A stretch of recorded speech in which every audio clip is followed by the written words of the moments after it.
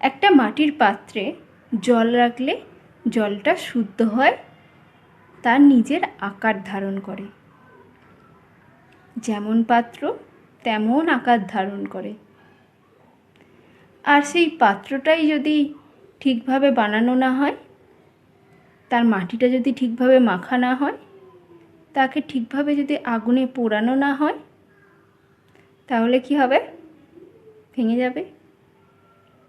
আর পাত্রই যখন ভেঙে গেল, তাহলে জল কিসে থাকবে? সেই রকম আমাদের মনও। আমাদের মনটা যদি আমরা বিশ্বাস দিয়ে, সৎ ভাব দিয়ে না গঠন করতে পারি না, সেখানে কখনোই ভালোবাসা টেকে না।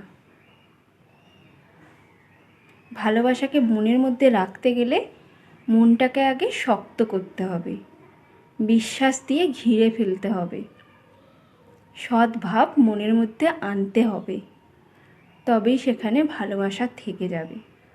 তা না হলে জলের মতন ভালোবাসাও চলে যাবে।